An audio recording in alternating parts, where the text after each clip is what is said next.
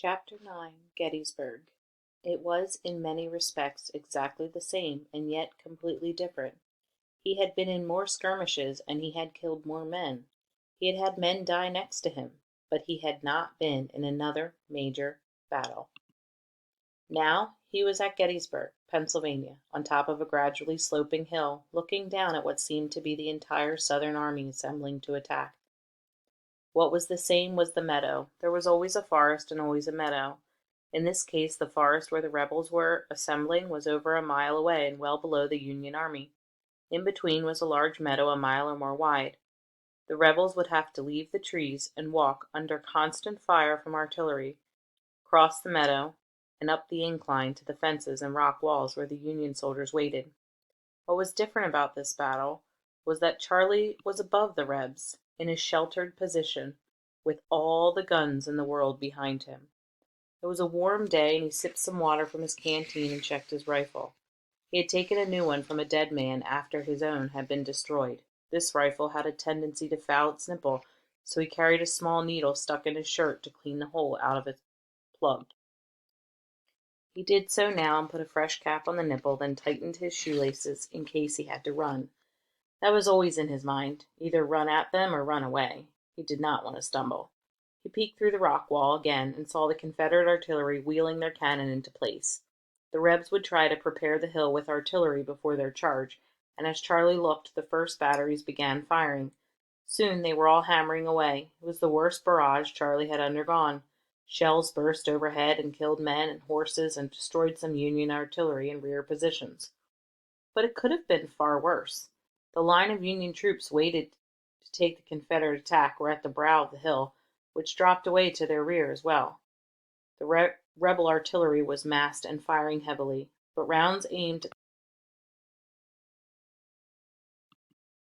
at the top of the hill that went even slightly high just passed over and exploded down the back side.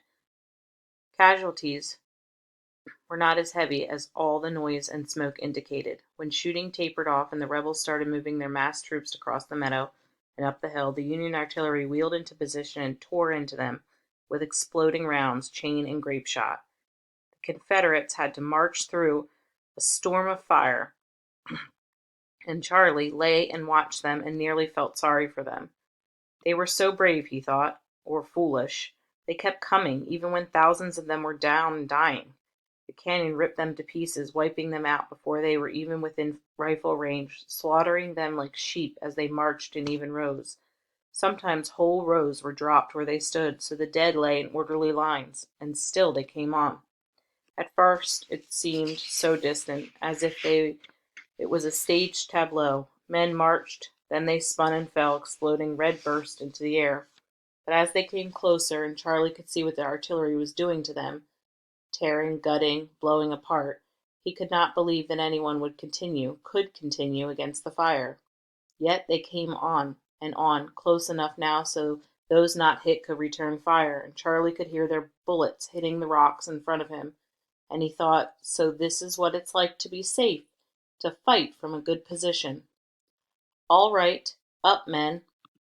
The sergeants roused them. Ready to fire. Shoot low, take their legs out. Present arms. Aim. Fire. Charlie raised, aimed and fired, all in less than 2 seconds. He did not know if he hit, did not care. He reloaded behind the wall, rose, aimed, fired, and thought, this is the way it should be done. The bullets over his head sounded like a storm, but they were all high, and kept reloading and firing as the remaining Rebs screamed and started to run up the wall. Up, men! Bayonets! Take them! Charlie did not think any of the rebels would reach the line, but they came on. Torn and bleeding, and many in rags, they yelled and came with bayonets, and for a moment it seemed they would carry on. Win the hill, win the battle against impossible odds. But a colonel saw the danger and ordered the only unit still in relative shelter, the 1st Minnesota Volunteers, to make a countercharge. They rose and went as one man, Charlie among them, screaming their own yells. They tore down the hill at the rebel unit, storming up the hill, and the two bodies of men collided in a smash of steel and powder, standing toe to toe, hacking and shooting at each other, neither giving, climbing over the bodies of friends to hit enemies. Charlie, in the middle, jabbing and screaming until he was hit, and hit again, spun and knocked down, and he saw the red veil come down over his eyes, and knew that at last he was right, at last he was done, at last he was dead. This is recorded with permission from the publisher.